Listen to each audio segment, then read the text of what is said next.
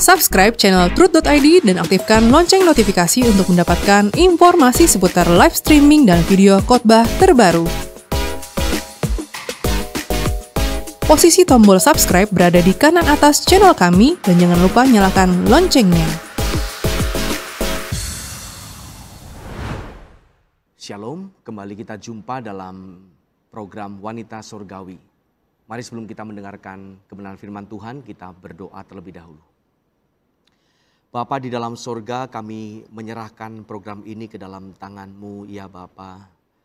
Urapi hamba-Mu yang Kau utus ini untuk menjadi kepanjangan tangan-Mu, untuk menjadi pengeras suara, menyampaikan kebenaran firman-Mu bagi kami semua. Berkati juga para pendengar program ini, program Wanita Surgawi, agar siapapun kami boleh diberkati, boleh disegarkan oleh kebenaran firman-Mu ini. Terima kasih Bapa di sorga, kami menyambut berkat firman-Mu di dalam nama Tuhan Yesus Kristus. Haleluya, amin. Saudara-saudaraku yang dikasihi oleh Tuhan, khususnya para wanita-wanita surgawi yang diberkati oleh Tuhan. Hari ini kita akan membahas satu tema, yaitu perempuan yang diperkenan oleh Tuhan. Kita mau mempelajari satu tokoh wanita yang luar biasa di dalam Alkitab. Mari sama-sama kita memperhatikan beberapa ayat dari Injil Lukas pasal 10 ayat yang ke-38 sampai dengan ayatnya yang ke-42. Saya akan bacakan bagi kita sekalian, demikian firman Tuhan. Ketika Yesus dan murid-muridnya dalam perjalanan, tibalah ia di sebuah kampung. Seorang perempuan yang bernama Marta menerima dia di rumahnya. Perempuan itu mempunyai seorang saudara yang bernama Maria. Maria ini duduk dekat kaki Tuhan dan terus mendengarkan perkataannya. Sedang Marta sibuk sekali melayani. Ia mendekati Yesus dan berkata, "Tuhan, tidakkah Engkau peduli bahwa saudaraku membiarkan aku melayani seorang diri? Suruhlah dia membantu aku." Tetapi Tuhan menjawabnya, "Marta, Marta, engkau khawatir dan menyusahkan diri dengan banyak perkara. Tetapi hanya satu saja yang perlu. Maria telah memilih bagian yang terbaik yang tidak akan diambil daripadanya." Nah, saudaraku yang dikasihi oleh Tuhan, para pemirsa wanita surgawi yang diberkati.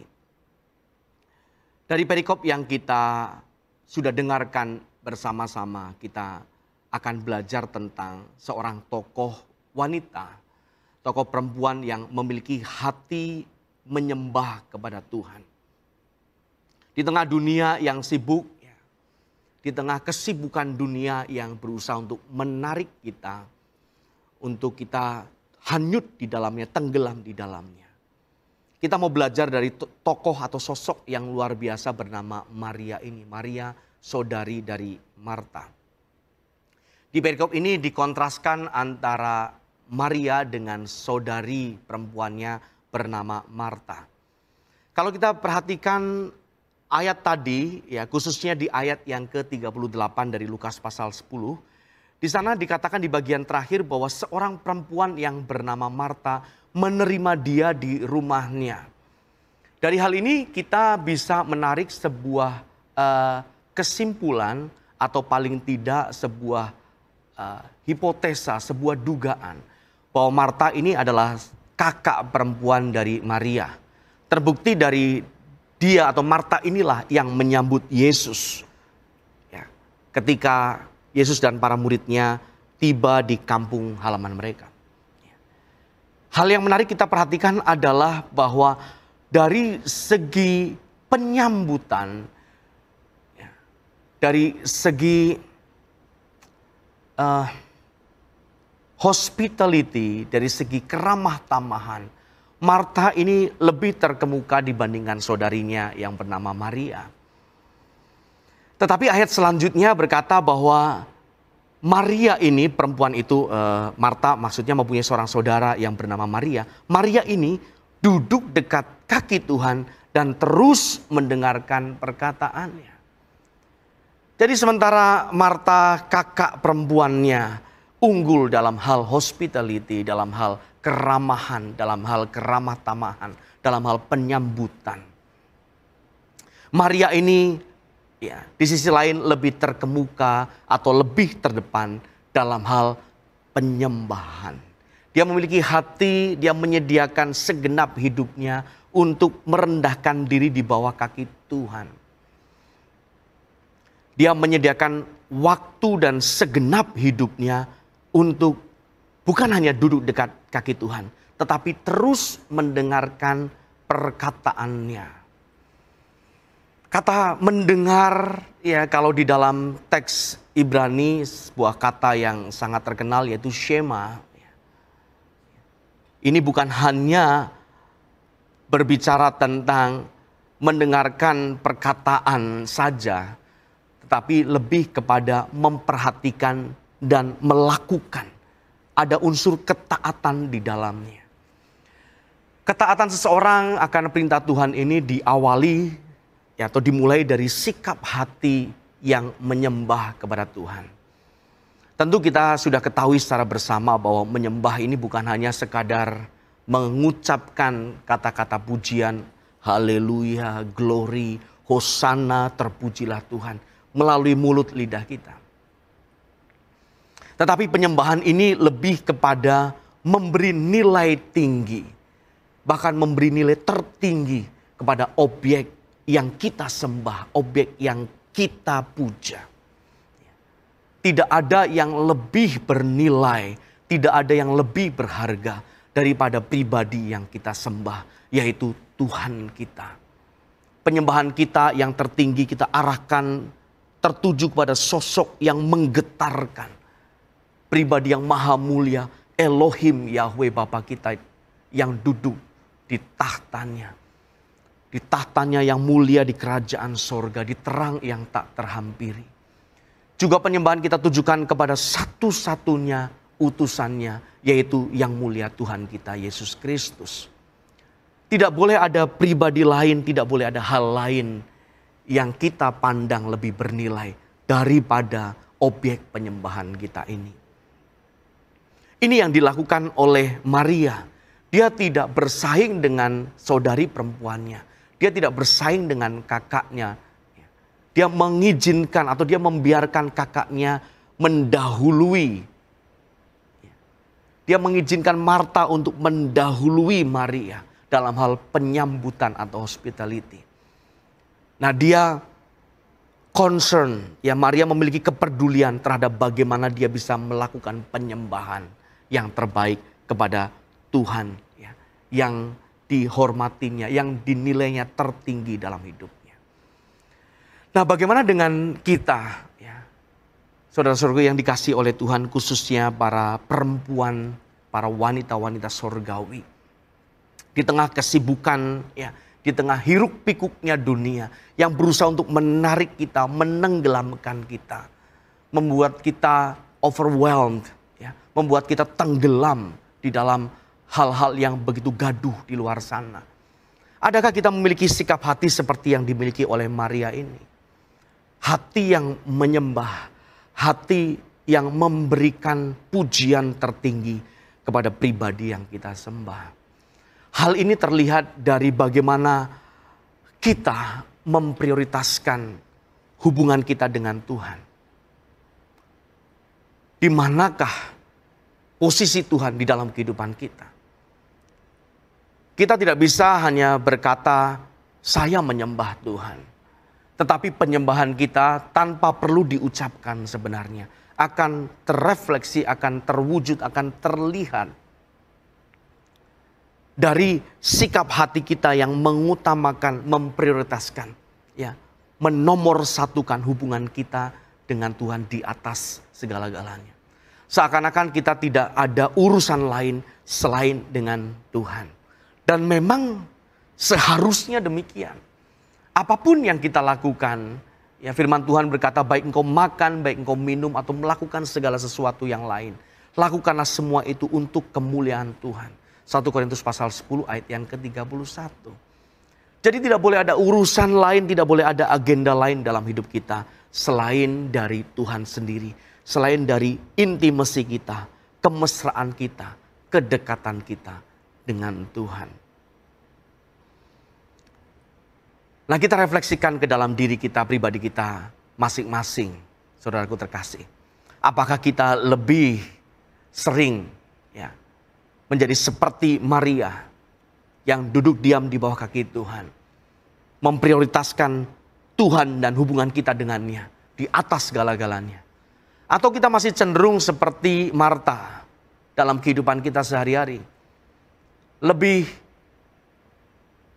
sering atau lebih cenderung untuk kita tenggelam di dalam kesibukan kita. Kedua perempuan ini, baik Maria dan Marta, mereka adalah dua saudari yang sama-sama mengasihi Yesus. Ini juga terlihat dalam perikop yang lain ketika saudara laki-laki mereka bernama Lazarus meninggal dunia. Terlihat sekali bahwa mereka pribadi yang mengasihi Yesus. Tetapi ketika Yesus datang ke rumah mereka, keduanya memiliki respon yang berbeda. Marta lebih memilih sibuk melayani, sedangkan Maria duduk di kaki Yesus. Saya perlu berhenti di sini sejenak karena saya khawatir ya ada yang salah menangkap tentang hal ini. Seakan-akan pelayanan itu tidak penting, seakan-akan kesibukan itu tidak penting atau kurang berarti. Tidak demikian, saudaraku terkasih. Bukan berarti kita tidak boleh sibuk dalam pelayanan. Bukan berarti kita tidak boleh tenggelam di dalam kesibukan kita. Permasalahannya bukan pada aktivitas dari pelayanan atau kesibukan tersebut. Tetapi permasalahannya terletak pada hati, sikap hati yang kita miliki. Coba kita perhatikan di ayat tadi, ya, khususnya di ayat yang ke-40. Ya. Sedang Marta sibuk sekali melayani. Pada waktu Maria asik ya, duduk di bawah kaki Tuhan, pada saat yang bersamaan Marta sedang sibuk sekali melayani. Ia mendekati Yesus dan berkata, "Tuhan, tidakkah engkau peduli bahwa saudaraku membiarkan aku melayani seorang diri? Suruhlah dia membantu aku." Coba kita simak kalimat ini dengan lebih saksama. Dia berkata, "Tuhan, tidakkah engkau peduli?" Jadi kesalahannya bukan terletak pada aktivitas kesibukan itu sendiri. Tetapi sikap hati yang tidak menghargai atau kurang menghormati yang mulia Tuhan kita. Marta disadari atau tidak dia sedang menyalahkan Tuhan. Tuhan, tidakkah engkau peduli? Sikap hati yang tidak boleh dimiliki oleh siapapun di antara kita. Kita memiliki teladan-teladan iman yang kehidupannya juga sangat sibuk sekali. Gak usah jauh-jauh di dalam toko Alkitab. Ya, kita punya bapak rohani yang super sibuk. Ya. Hanya belakangan ini beberapa bulan terakhir Tuhan izinkan untuk beristirahat. Ya. Karena sudah sangat lelahnya, terlalu banyak kesibukannya. Ya. Beliau sangat sibuk sekali. Gak bisa lihat waktu kosong, harus diisi dengan aktivitas kesibukan. Yang salah bukan pada padatnya aktivitas atau kesibukan seseorang, tetapi permasalahannya terletak pada sikap hati. Adakah kita memiliki hati yang menyembah kepada Tuhan atau hati yang mulai meragukan Tuhan? Hati yang kurang menghargai Tuhan, tidak menghormati Tuhan. Berbahaya sekali, saudara-saudaraku yang terkasih di dalam Tuhan, kalau kita mulai memiliki hati yang kurang menghormati. Dan menurunnya, merosotnya penghargaan kita akan Tuhan. Terjadi secara tidak tiba-tiba, tetapi terjadi secara lamsam, ya, secara berangsur-angsur. Sampai seseorang ini tidak menyadari bahwa dia telah meninggalkan kasihnya yang mula-mula. Dia telah meninggalkan penghormatannya semula-mula. Ketika dia menjadi petobat baru, waduh, penghormatannya, cintanya kepada Tuhan luar biasa mengagumkan. Seiring berjalannya waktu, tenggelam dalam kesibukan, tenggelam di dalam pelayanan. Ya. mulai meninggalkan kasihnya tersebut, mulai meninggalkan sikap hormatnya kepada Tuhan. Hal ini yang harus kita jaga dan jangan sampai terjadi dalam diri kita. Menjadi hal yang mutlak dan tidak bisa ditawar, yaitu sikap hati yang menyembah kepada Tuhan. Kita memuliakan Tuhan bukan hanya dengan lidah dan bibir kita, tetapi dengan segenap hidup kita. Ya. Seperti salah satu lagu yang digubah oleh Bapak Pendeta Erastus Sabdono, Bapak rohani kita. Ya. Nyanyian hidupku, tak sekedar syair lagu dan irama. Nyanyian hidupku adalah melakukan kehendak Bapa dengan segenap hidup kita. Dimulai dengan sikap hati yang menyembah Tuhan. Seperti yang dilakukan atau dimiliki terdapat di dalam diri Maria. Dalam kisah tadi, dalam perikop yang kita pelajari bersama, Yesus memuji Maria. Yesus memuji Maria di ayat-ayat terakhir, ayat yang ke-41, ayat yang ke-42. Bukan karena kesalahan yang dilakukan oleh Marta dari segi perbuatan, dari segi aktivitas pelayanan. Tetapi Yesus memuji Maria karena Maria memilih yang terbaik. Dikatakan di ayat yang ke-42, tetapi hanya satu saja yang perlu, Maria telah memilih bagian yang terbaik yang tidak akan diambil daripadanya. Marta ini mewakili perempuan yang aktif dan seorang pekerja keras. Sebagian di antara saudara-saudari, ya, ibu-ibu, yang wanita karir begitu ya, pekerja aktif, pekerja keras.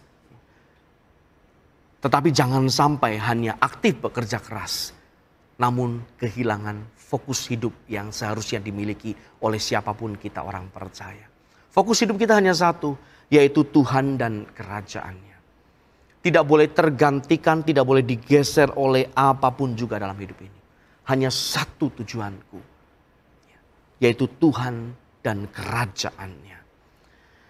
Maria ini mewakili perempuan yang mengutamakan Tuhan, mendahulukan Tuhan, memprioritaskan Tuhan. Lebih dari apapun, lebih dari siapapun. Harusnya kita memiliki sikap hati seperti yang dimiliki oleh wanita ini. Nah, menjadi pertanyaan untuk kita renungkan bersama. Bagaimana agar kita dapat menjadi seperti Maria di tengah-tengah dunia yang sibuk? Hal yang pertama yang harus kita lakukan adalah menjadikan Tuhan sebagai satu-satunya dalam kehidupan kita. Dia bukan hanya sekedar prioritas, artinya bukan hanya nomor satu. Tetapi dia adalah satu-satunya.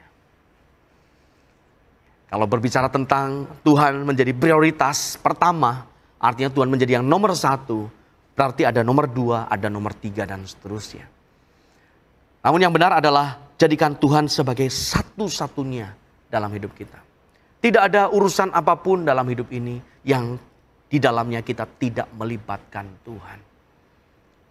Dan kita melibatkan diri kita sepenuhnya di dalam urusannya Tuhan. Seperti yang tadi saya singgung di dalam 1 Korintus 10 ayat ke-31. Baik engkau makan, baik engkau minum, ataupun melakukan segala sesuatu yang lain.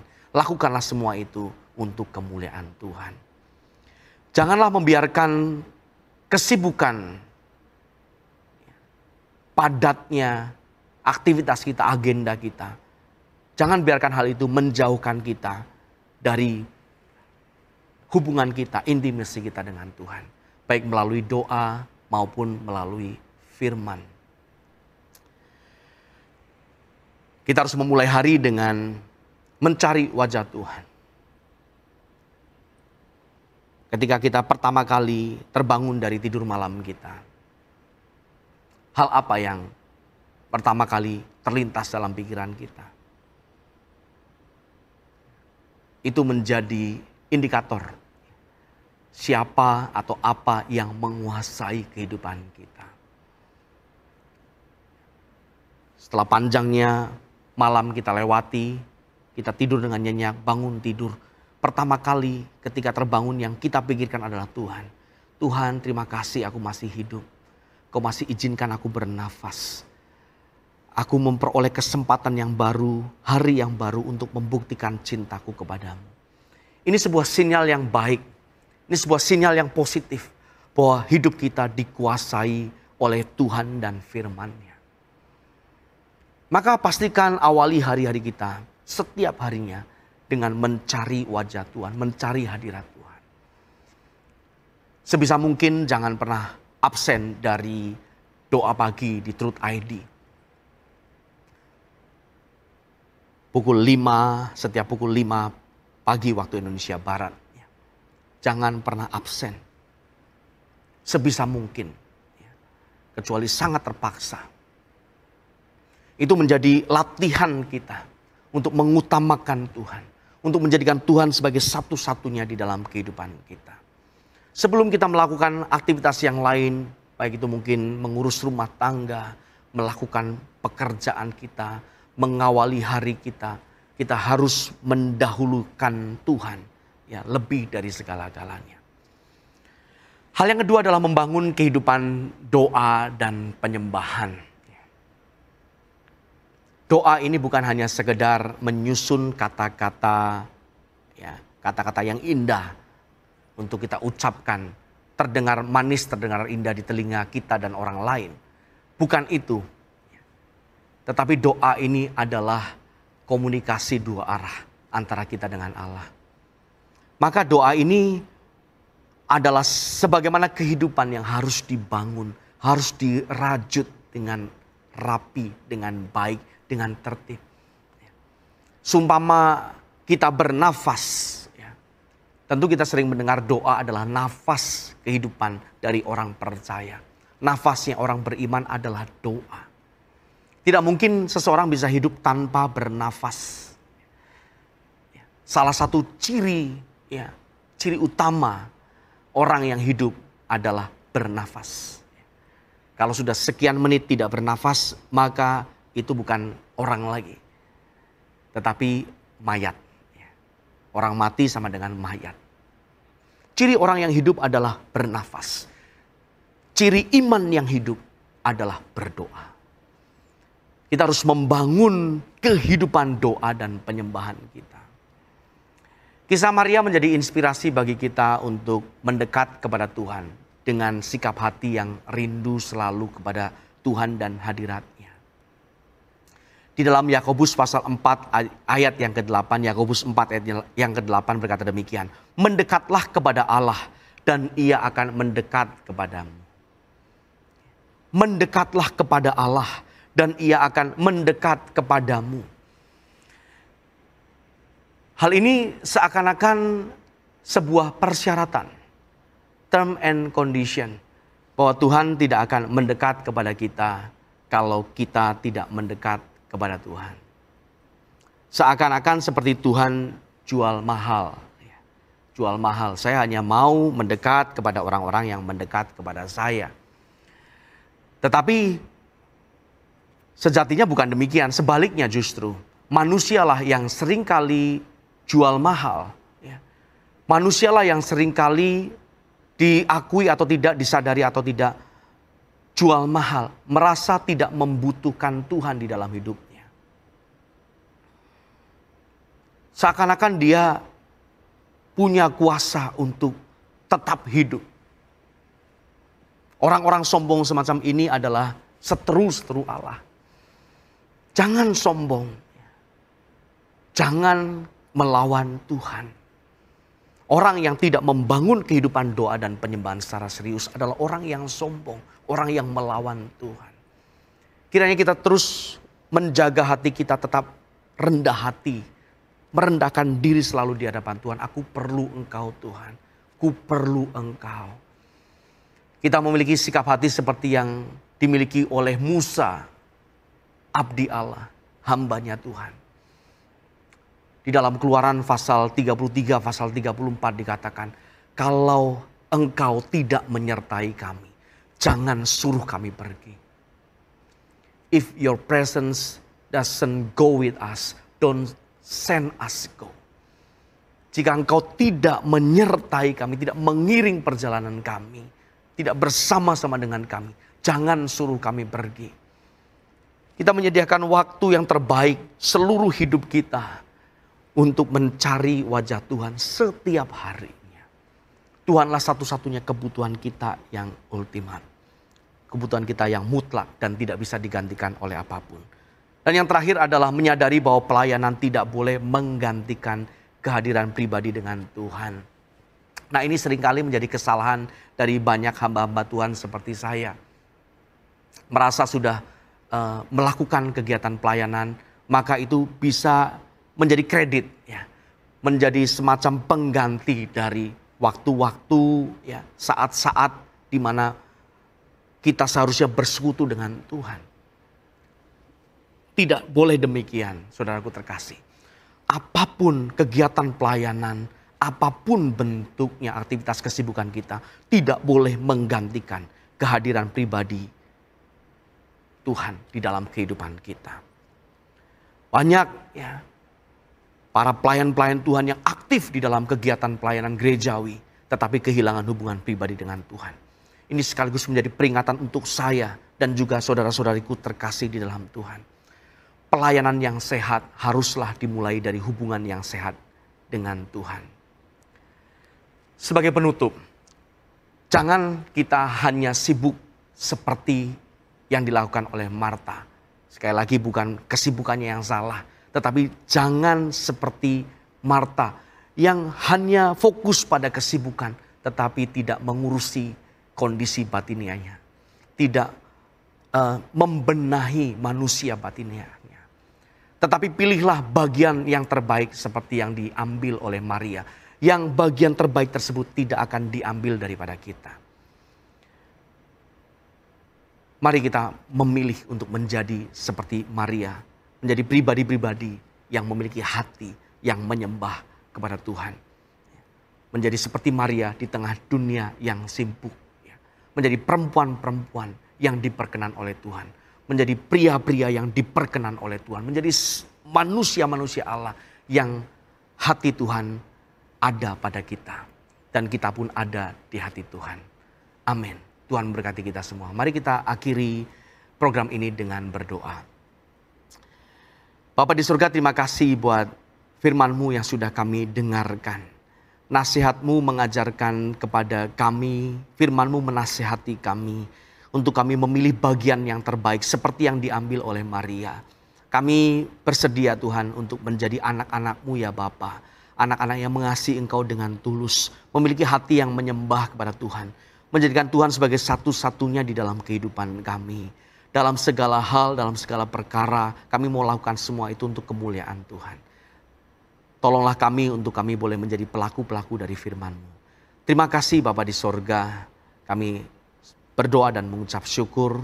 Mengalaskan doa ini dalam nama Tuhan Yesus Kristus. Haleluya. Amin. Sampai jumpa pada program yang berikutnya. Tuhan memberkati.